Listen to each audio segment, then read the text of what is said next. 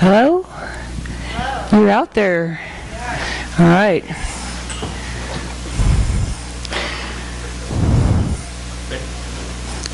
My geology teacher, Deborah Ragland, said, "We've enjoyed an interglacial period of 10,000 years while the climate remains stable except for the Little Ice Age.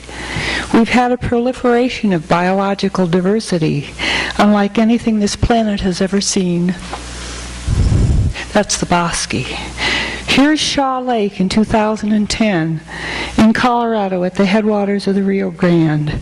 It's a fishing lake surrounded by aspens.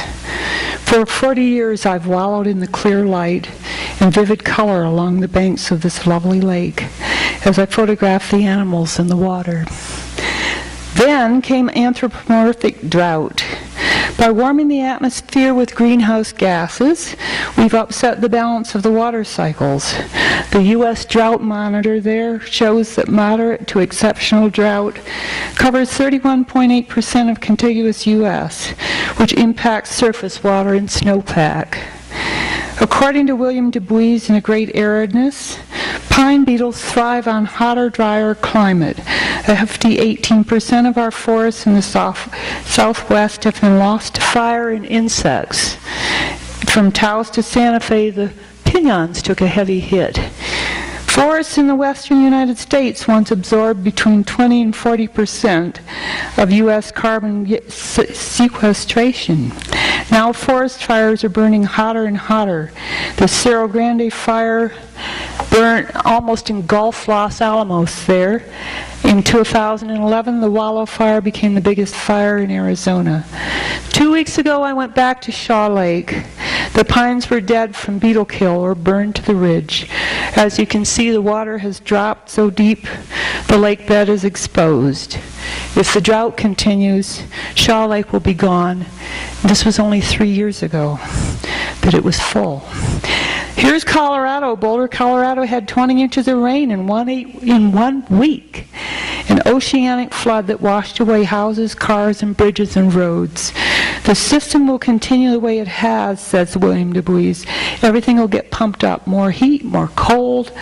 The polar ice cap in the Arctic has recovered by 50% from 2012, but scientists say the ice is thin and slushy, and there's no real hope for reversal of the Arctic melt, which is raising sea levels along the east coast.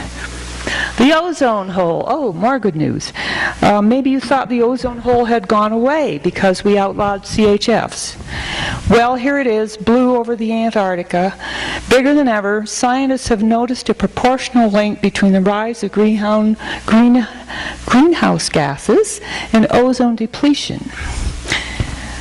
We're in the midst of the sixth mass extinction from overhunting, co-opting resources, fragmenting habitat, spreading pathogens and invasive species. Over 10,000 mammals are endangered, some of the ones we love, including African elephants, pandas, polar bears, snow leopards, cheetahs, and bighorn sheep. Julia Butterfly says, "Activism is every choice you make every moment of the day. Collectively, we can make a difference. Let's save seed and exchange seed, non-GMO seed like sacred blue corn that grows at Taos, Pueblo. Let's support the traditional acequias. They are the sangre, the lifeblood of the land. They recharge the groundwater and create habitat for many riparian species." The acequia users are like a family. Sure, they fight, but in times of trouble, they pull together and help each other, don't they? Like most gardeners, I try to eliminate invasive, noxious weeds. But when I see the monarchs dining on some of them, I encourage biodiversity and let the weeds grow. They are holding in the soil, sequestering carbon, and nurturing the butterflies. Fences. Desert pronghorns are headed for extinction from drought and fences that block migration routes. In a park in Denver, all the deer have bloody hocks from hurdling the fences 10 feet high. Young animals and pregnant mothers may not be able to leap them.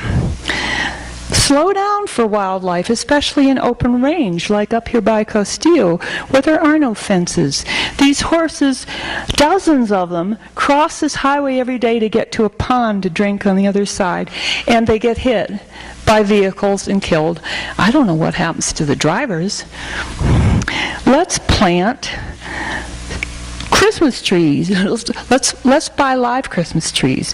Let's plant trees, an orchard, a forest if you have land. This man cut the willow branches off his tree, stuck them by the ditch, and they all grew, and he created a windbreak. Solar arrays like the one at Kit Carson Electric could be built in every small community to help supply clean energy. Coal-fired power plants emit 2.4 billion metric tons of carbon dioxide per year. After President saw Chasing Ice, a documentary on melting glaciers, he decided to reduce coal-fired emissions by 26% over the next 7 years. Yay!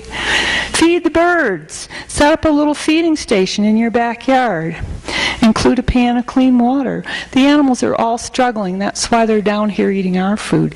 But don't feed the bears unless you want them in your kitchen. In tough times threatened by natural and man-made disasters, a community pantry might be a really good idea. Many communities have public buildings with at least one windowless room. Grains of all kinds store well in glass jars. You can eat or plant them. Voluntary simplicity. Share and recycle the bounty of material things that have come from the earth. Leave some bare space for possibility and a light carbon footprint. As John Nichols says, keep it simple. As author Gregory McNamee says in Gila, The Life and Death of an American River, go out and tend your garden. Your garden is the world.